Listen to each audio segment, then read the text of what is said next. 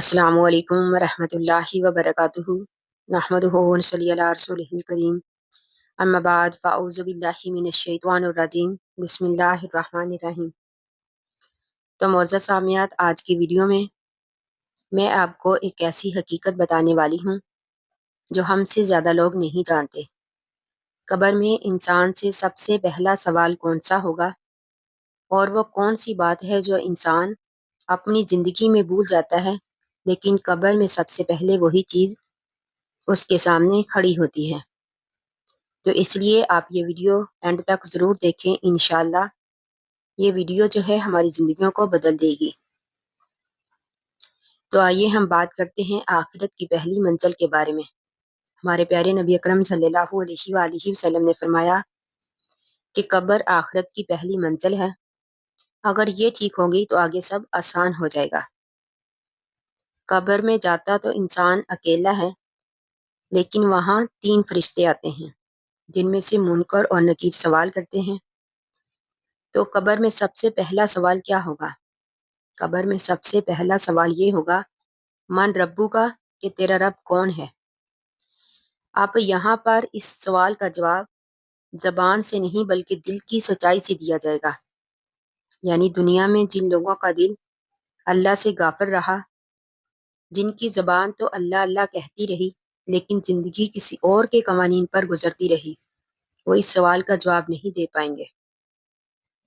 یعنی سوال کا جواب زبان سے نہیں بلکہ دل کی سچائی سے دیا جائے گا۔ اب یہاں پر پھر سوال ہوگا ما دینوں کا، کہ تیرا دین کیا تھا؟ اب جو لوگ دنیا میں دین کو بوجھ سمجھتے رہے، ان کو نماز مشکل لگتی رہی، پردہ ان کو مشکل لگتا رہا، تو وہ بھی اس سوال کا جواب نہیں دے پائیں گے۔ اور پھر سوال کیا جائے گا ما تقولوا فی الرجل الذی بعث فیکم، کہ وہ شخص جو تم میں رسول بنا کر بھیجا گیا، اس کے بارے میں تمہارا عقیدہ کیا تھا؟ یعنی ہمارے نبی اکرم صلی اللہ علیہ وآلہ وسلم کے بارے میں۔ اب دیکھیے یہاں پر بھی دنیا میں جس نے نبی کی محبت کو معاشرے کے خوف سے چھپا لیا، جس نے سنت رسول کو دنیاوی مفادات کے لیے چھوڑ دیا، تو وہ بھی یہاں پر سوال کا جواب نہیں دے پائیں گے۔ اب سوال یہ ہے کہ جواب دے گا کون؟ یعنی کون ایسا شخص ہوگا جو ان سوالات کے جواب دے سکے گا؟ ہمارے پیارے نبی اکرم صلی اللہ علیہ وآلہ وسلم نے فرمایا کہ مومن فوراً جواب دے گا کہ میرا رب اللہ ہے، میرا دین اسلام ہے، اور میرے نبی محمد صلی اللہ علیہ وآلہ وسلم ہے۔ لیکن منافق اور گناہوں میں ڈوبا ہوا انسان کہے گا ہا ہا لا ادری، ہائے افسوس ہائے افسوس، میں تو اس کے بارے میں کچھ بھی نہیں جانتا۔ اب دیکھیے یہیں سے انسان کی بربادی شروع ہو جائے گی۔ جیسا کہ ہم نے پہلے پڑھا کہ قبر جو ہے آخرت کی پہلی منزل ہے، اگر یہ آسان رہی، یہ ٹھیک رہی، تو باقی منزلیں بھی آسان ہو جائیں گی۔ لیکن یہاں سے ہی ایک منافق کی، ایک گنہگار کی بربادی جو ہے وہ شروع ہو جائے گی۔ اب سوال یہ ہے کہ وہ کون سے عمل ہیں جو انسان کے لیے آسان بنا دیں گے یہ سوالات؟ یعنی قبر میں ان سوالات کا جواب دینا انسان کے لیے آسان ہو جائے گا۔ تو وہ کون سے عمل ہیں؟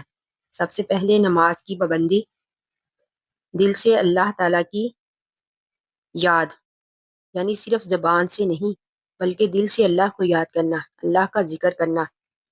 پھر نبی کی محبت۔ یہ 3 چیزیں ایسی ہیں کہ اگر کوئی انسان ان کو ساتھ لے کر گیا تو انشاءاللہ اس کی قبر جو ہے اللہ تعالیٰ اس کی قبر کو باغ بنا دیں گے۔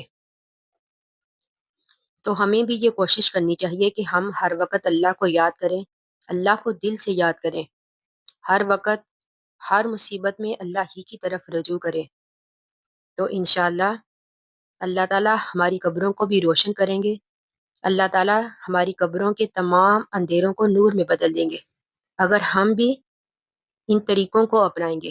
یعنی نماز کی پابندی کریں گے، نبی سے محبت کریں گے، نبی کی سنتوں کو دنیاوی مفادات پر ترجیح دیں گے، یعنی نبی کے طریقوں کو اپنائیں گے، تو انشاءاللہ اللہ تعالیٰ ہماری مشکلات کو بھی آسان کریں گے۔ آخر دعوانا ان الحمد للہ رب العالمین۔